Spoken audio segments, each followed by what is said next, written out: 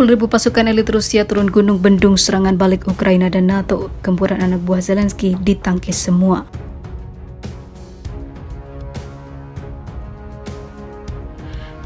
Это первое и второе. Вот если брать безвозвратные потери, понятно, что обороняющаяся сторона она меньше.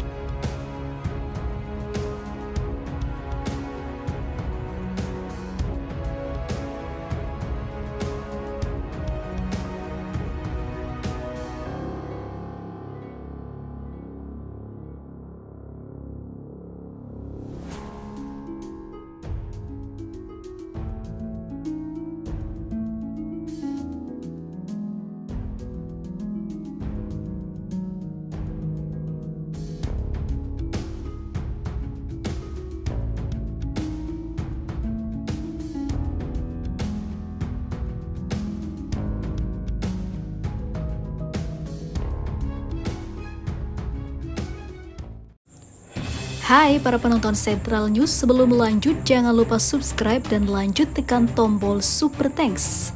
Tombol Super Thanks ada di atas tombol subscribe. Jika Anda ingin mensupport channel kami menyajikan berita yang paling Anda tunggu-tunggu. Terima kasih.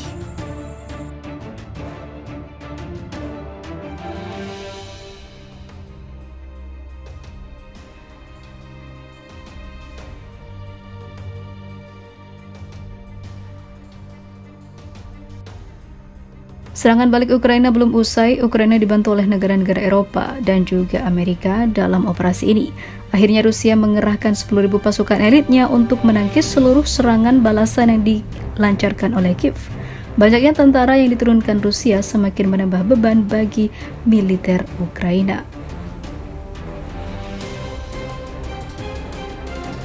Diberitakan sebelumnya gelombang serangan balik militer Ukraina di front timur diyakini terus meningkat, sehingga memaksa angkatan bersenjata Federasi Rusia memutar otak untuk menahan gempuran di poros Republik Rakyat Donetsk dan juga Zaporozhye.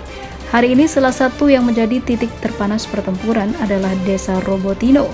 Kementerian Pertahanan Inggris melaporkan bahwa militer Rusia tetap berupaya mempertahankan posisinya di wilayah Zaporozhye itu. Unit lintas udara Rusia secara berkala tiba di Zaporozhye untuk menyokong pasukan Angkatan Darat ke-58 yang terkonsentrasi di Orikhiv. Selama 2 minggu terakhir, Rusia kemungkinan semakin memperkuat tentara gabungan ke-58 yang mengalami kesulitan dengan tambahan unit lintas udara VDV di poros Orikhiv di Oblast Zaporozhye. Bunyi pernyataan Kementerian Pertahanan Inggris. Lebih lanjut, Kementerian Pertahanan Inggris menyebut Komando Militer Rusia mengerahkan 5 resimen pasukan lintas udara yang berasal dari divisi ke-7 dan juga ke-76 ke garis depan Robotino. Setidaknya 5 resimen VDV yang diambil dari divisi 7 dan 76 kemungkinan besar sekarang terkonsentrasi dalam jarak beberapa kilometer dari desa garis depan Robotin. Lanjut pernyataan Kementerian Pertahanan Inggris. Dengan kekuatan penuh, pasukan tersebut seharusnya berjumlah sekitar 10.000 personel elit terjun payung. Namun hampir semua unit kemungkinan besar berada di bawah kekuatan yang signifikan, kata laporan tersebut. Sepanjang perang, para komandan Rusia menggeneralisasi pasukan lintas udara sebagai kekuatan yang sangat mobil untuk operasi ofensif. Sekali lagi mereka digunakan sebagai infanteri garis untuk menambah kekuatan pasukan darat, ujar laporan tersebut.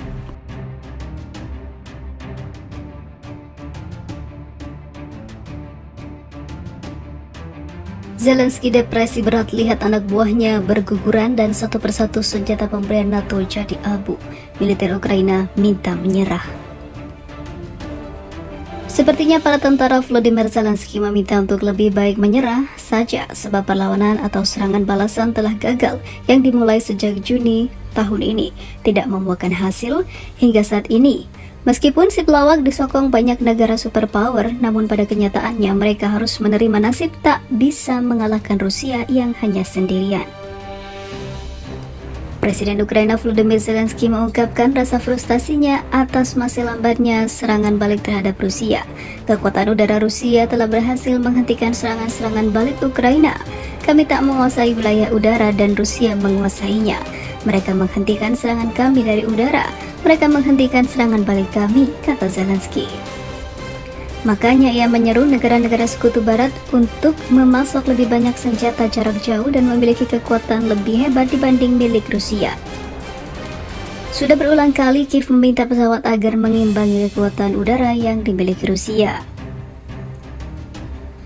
Namun negara barat ragu mengirimkan pesawat tempur yang sangat dibutuhkan. Sudah berpekan-pekan Ukraina komplain mengenai kurang cepatnya proses mendapatkan pesawat tempur F-16 untuk meningkatkan kekuatan udaranya. Sebab pesawatnya yang mereka miliki masih dengan teknologi era Uni Soviet. Ia mengeluhkan tak cepatnya pengiriman senjata dari barat dan juga sanksi terhadap Rusia. Para pejabat Ukraina termasuk Zelensky frustasi atas kritik bahwa serangan balik tak berjalan mulus. Ketika sejumlah mitra kami mengatakan bagaimana serangan baliknya, kapan langkah berikutnya, jawaban saya adalah langkah kami cepat dibandingkan paket baru, yaitu kirimkan kami senjata jarak jauh, kata Zelensky menegaskan. Ia juga menambahkan senjata yang dikirimkan ke Kiev dan sanksi pada Rusia menjadi semakin rumit dan lebih lambat. Ukraina saat ini memang bergantung pada pasokan senjata barat untuk melakukan serangan balik dalam jangka panjang. Sebelumnya, Wakil Menteri Luar Negeri Rusia Sergei Ryabkov menyatakan suplai senjata uranium yang dilakukan Amerika Serikat untuk Ukraina merupakan tindakan kriminal. Amunisi itu dikirim guna memperkuat serangan balik Ukraina terhadap Rusia yang selalu gagal. Faktanya, ini bukan hanya langkah yang membuat eskalasi bertambah, tetapi juga mencerminkan Washington tak memikirkan konsekuensi penggunaan amunisi semacam itu di zona perang. Ini faktanya sebuah tindakan kriminal, kata dia diungkap dari TASS. Ia menambahkan tak bisa memberikan penilaian lain bahwa Amerika Serikat memang melakukan tindakan kriminal dengan langkahnya itu. Sehari sebelumnya, Departemen Pertahanan Amerika Serikat mengumumkan paket bantuan keamanan baru ke Ukraina senilai 175 juta dolar Amerika Serikat. Bantuan itu termasuk depleted uranium ammunition untuk tank Abrams. Untuk pertama kalinya, Amerika Serikat mengirimkan senjata kontroversial yang biasa disebut depleted uranium munitions ke Ukraina.